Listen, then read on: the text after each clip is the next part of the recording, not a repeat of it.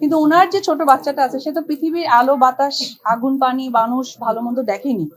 যখন সে মানে ডিপ্রাইভ হয়েছে সে নিজেকে বেঁচে চলে গেছে। শুভকামনা জানাবো, যেহেতু চলচ্চিত্রের মানুষ অবশ্যই শুভকামনা জানাবো। আমাকে নিয়ে তো ট্রোলের শেষ হয় না। চমক দেওয়ার বিষয় নয়, ভালো কাজ উপহার দেওয়াটা হচ্ছে ইম্পর্টেন্ট।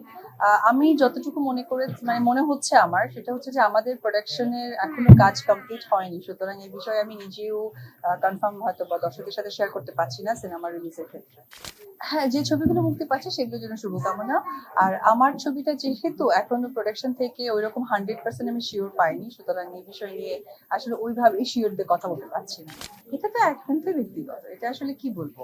যখন আপনারাও কাজে থাকেন, যখন আজান দেয়, সেটা রাস্তায় হোক, কাজের জায়গায় হোক, বাসায় হোক, তখন কিন্তু সেই জায়গাটাতে আপনি ইফতারি করতে বসেন। তো আমরাও মানুষ, আমিও সেভাবে কাজ করা হয়। এবং সেইরির সময়টা তো আসলে একদম আর্লি মর্নিং, তো ওটাও তো আসলে ওইভাবেই করা হয়। এটা আহামরি কোন প্রশ্ন না যে উত্তরটা আসলে কিভাবে প্রেজেন্ট করবো।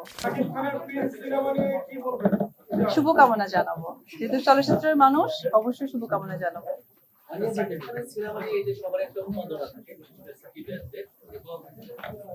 আপনি যখন চলচ্চিত্র শিল্পী এবং সিনেমার প্রতি আপনারও ভালোবাসা আছে, সেই জায়গা থেকে আপনি শাকিব খানের সিনেমা দেখতে যাবেন কিনা এবং এটা নিয়ে আপনার অনুমোদন পত্রটা।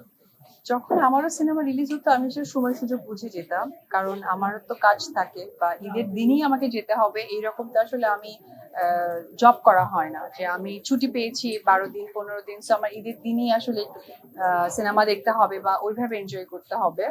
আমার যখন ঈদের সিনেমাগুলো রিলিজ হয়েছিল আমার সর্ব সিনেমার মুভি হিরোর সাথে, তো তখনও আসলে যেভাবে আমার যাওয়া হতো কাজ করার পর সময় নিয়ে, এখনো ঠিক তাই করা হবে। প্রথমেই বলবো যে মানুষ মারা গেছেন বা এটা আসলে তার জন্য আমি সবসময় দোয়া চাইবো যে আল্লাহ পাক সৃষ্টিকর্তা যেন অবশ্যই তাকে বিহিত নসিব করে, এই দুনিয়ার যত কিছু ভুল ত্রুটি আছে ওনার জন্য মাফ করে দেয়।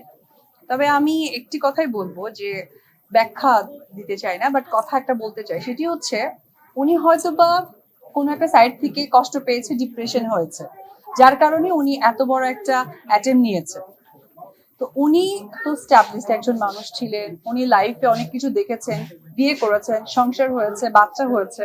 তো ওনার দায়িত্ব বা দায়বদ্ধতার আনন্দ বা সবকিছু কিন্তু উনি একটা সময় পার করে দিয়েছেন। কিন্তু ওনার যে ছোট বাচ্চাটা আছে সে তো পৃথিবীর আলো বাতাস আগুন পানি মানুষ ভালো মন্দ দেখেনি। যখন সে মানে ডিপ্রাইভ হয়েছে সে নিজেকে বেঁচে চলে গেছে।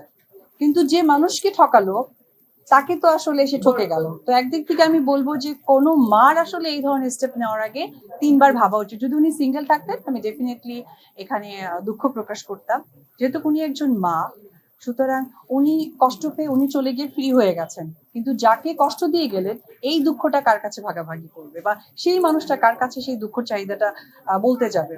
তো আমি একটি কথাই বলতে চাই যে আসলে নিজের সুখের থেকে যখন কারো দায়িত্ব আমার কাছে চলে আসে তার সুখটা এটাও ভুয়া। এখন তো দেখেন আমাকে নিয়ে তো ট্রোলের শেষ হয় না এবং আমি এটা এনজয় করি। যদিও অনেকেই বলে যে আমি সোশ্যাল মিডিয়াতে থাকি না, আবার সোশ্যাল মিডিয়াতে ভূতের মতো দেখি। তো আমার যেহেতু অনেক লোকজন রাখা আছে, টাকা দিয়ে রাখা হয়, তো আমার এমপ্লয়িরা থাকে, তো আমার এমপ্লয়ের কাজ আমাকে জানানো।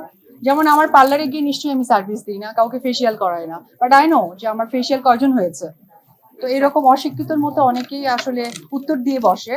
তো ওই জায়গা থেকে আমি বলবো যে আমি সোশ্যাল মিডিয়াতে ওইভাবে দেখা হয় না, আমি বরাবর বলে আসছি, এখনো বলছি। বাট আমি যেহেতু খবর পাই, শুনি, ডিসিশন দিই, বলি এইভাবে এইভাবে।